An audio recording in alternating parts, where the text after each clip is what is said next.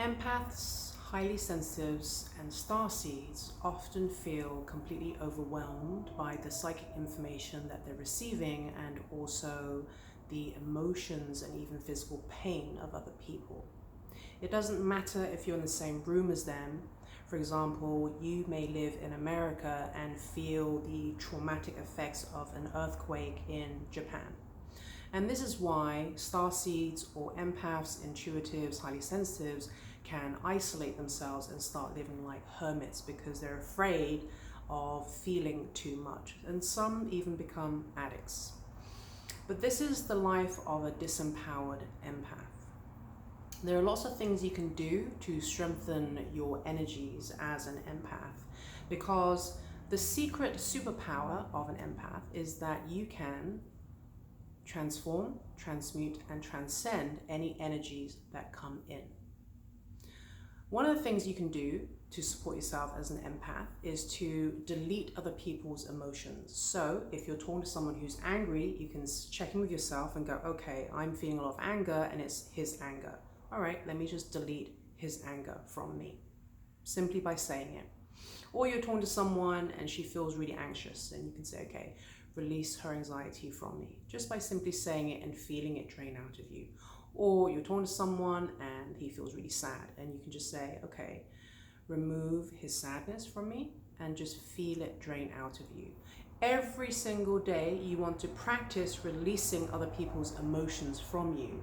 Otherwise you get full to the brim and you're full of these emotions and you feel really intensely and very deeply, and you don't even realize that they're not your emotions, they're other people's emotions.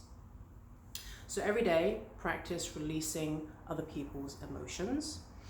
And you can also spend time in nature. So walking barefoot 20 minutes on the earth is a process called earthing or grounding, and it helps the body absorb the earth's electrons. You can also take hot salt baths. Dead sea salts will help pull out negative energies. Pink Himalayan salts will help clear your auric field. You can also spend time alone. It's really important that you spend time alone to recharge. Read a book, go to the spa, get a massage, get a pedicure, whatever it is that you want to do to recharge. I also listen to binaural beats all day and all night to make sure that the vibrations in my home are pretty high.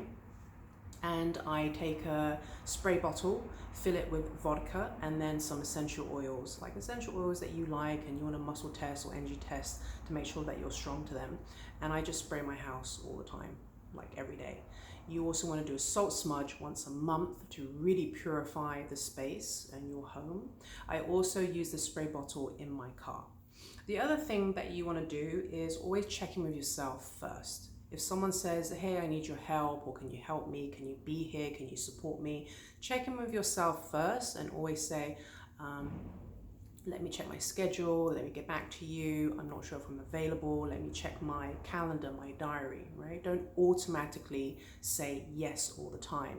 You want to practice saying no, because if you're always saying yes, then chances are you're saying yes out of guilt and obligation.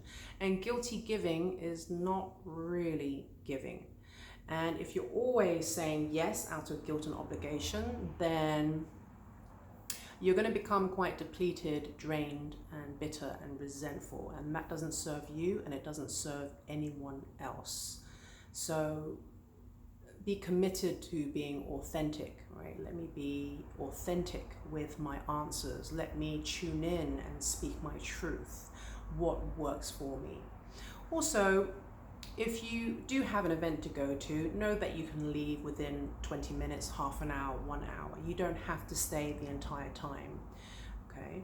The other thing you can do is, if you do have to attend an event, you can see yourself walking in a crystal pyramid or a crystal elevator, a glass elevator, to feel protected.